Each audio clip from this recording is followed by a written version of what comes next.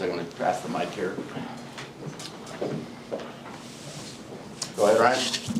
Jared, looks like Gabe is moving up on the line potentially, maybe some time on power play 1, depending on how you feel tomorrow about it, but just what does that say about his ability? What does he bring to that line, that unit? Well, it's remarkable, really. When you think about the time he's been away, and then you see the way he played the other night, I thought he was incredible under those circumstances, right? And he's just like the loss of Ross Colton, the addition get Gabe back in the lineup. I mean, he just has a skill set that we hope to utilize in a bunch of different ways in this series yet. And that's a credit to him, the work that he's put in, and just like the poise he had with the puck, like in the last few practices, in the game, I thought it was really impressive. So we're going to hopefully take advantage of that. Jesse? We've asked you a lot about the offense, what you guys can do to generate more. How have you felt about your team's defensive game in this series? That was our best defensive game of the series by a mile. I liked the game 1. Took a dip in game 2.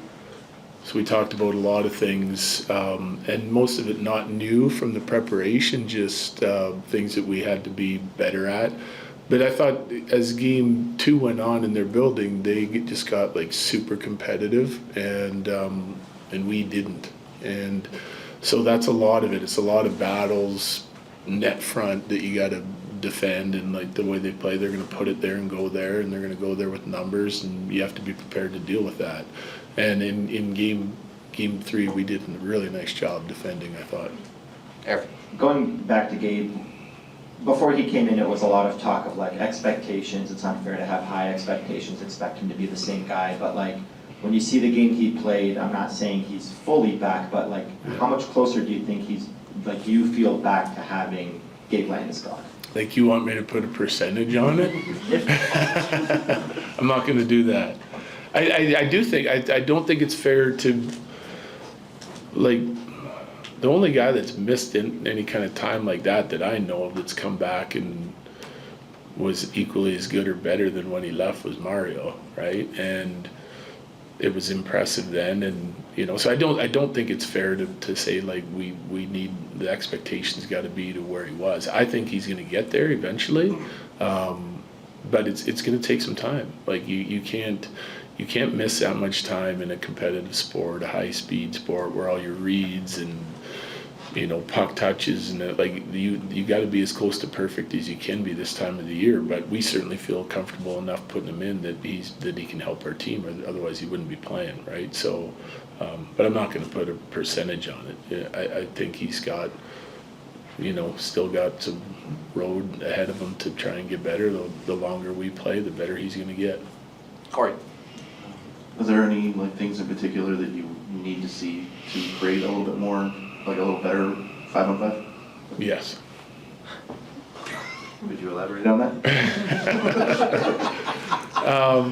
Yeah. So like it's creating the offense in this series is there's challenges on the defensive side of it too. I just think we've done a really nice job for the bulk of the series in that, or especially in game 3.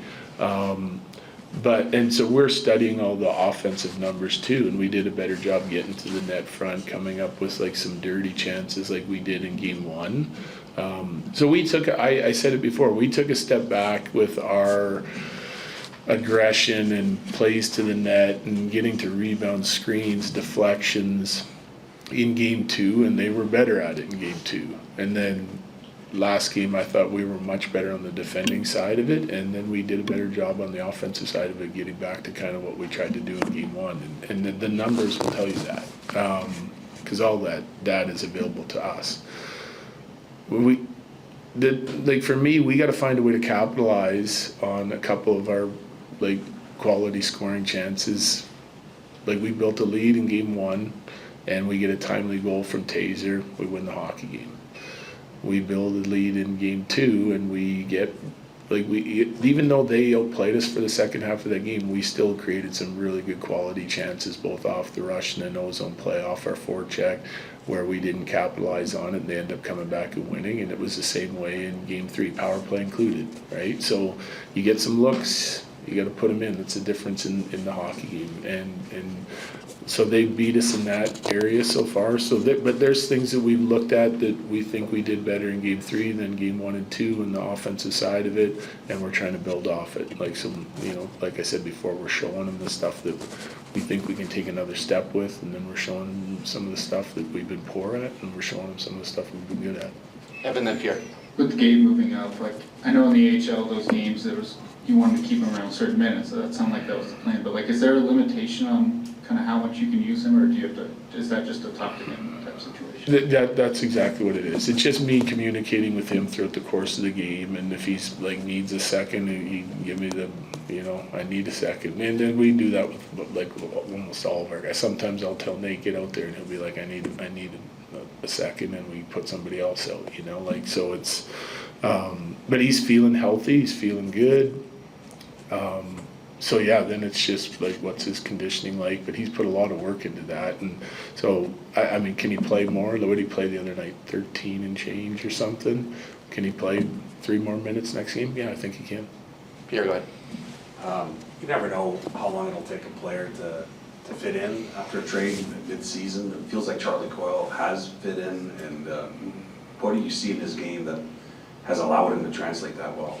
Well, I think it's a culmination of a lot of things. One, experience, right? 2, I think it's like we haven't asked him to change his role at all. Like, I think he's in a similar role that he's played throughout the course of his career, and so same game, different team kind of thing, and you get him with some line mates that kind of think the same way, and guys like Kivy, and he's played well with a group of different guys, but I think all of them, one of the things they have in common is they're like really responsible defensive guys, and they still have the ability to sort of chip in on the offensive side. So I just think it's detail and like a real strong sense of what his role is and what his job is. Sean, then we'll go up to Bailey. Jared, it's been an interesting month for your bosses, Stan and Josh, locally, as you know. What is your relationship like with them, and when you see them do something radical with the other organization in town, one of the big ones here, do you kind of pause? I mean, apples and oranges, obviously, but do you kind of get pause of, well, does it raise pressure on me or us or what we do? Well, so relationships great. They're obviously busy people, so we see them every once in a while. And when Josh is in town and he's around, I talk to him. I talked to him right before the playoffs, and but he's really supportive. He gives you good insight. Like, they're terrific owners, no question. I think, no one's going to put any more pressure on me or on our team than we put on ourselves. I think we've got high expectations, have for a long time here. So I don't really think about that a lot. Like, if I see a good coach get let go, things aren't working, happens all the time. I understand it's the business side of it. There's a personal side to it. I know they really liked each other and liked him, and you sometimes have to make a change, and that's the business. But like I said, I think the pressure for us comes from, it's internal, Really?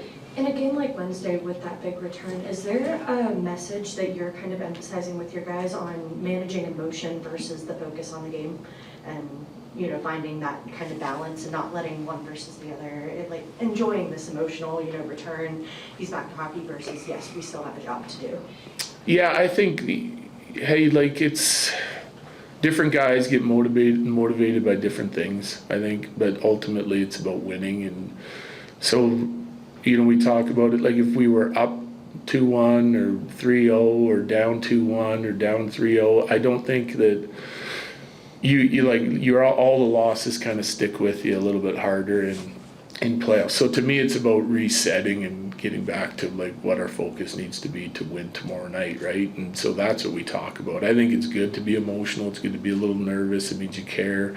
You got to play the game with passion.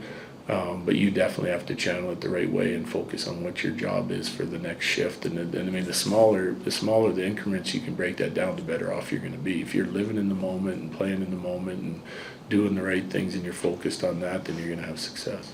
Megan? Sam Landeskog played his first NHL playoff game. You mentioned he had some offensive tools that could help his team, as well as needing to be careful for some things that Dallas does well in particular. How did you think he handled himself? I thought he had a really good night. Yeah, I really liked his game the other night. So, in first period, he comes out, he gets a couple shots through from the point. He had good ozone blue line movement. I thought he did a nice job moving the puck out of our zone, neutral zone, simple but effective. And the challenge is like a smaller guy, big physical team coming to your net front. He struggled in some of those areas throughout the course of the year at times, but he did a nice job. He was competitive in that game against guys, often playing against guys that are bigger than he is. Last two, Evan here.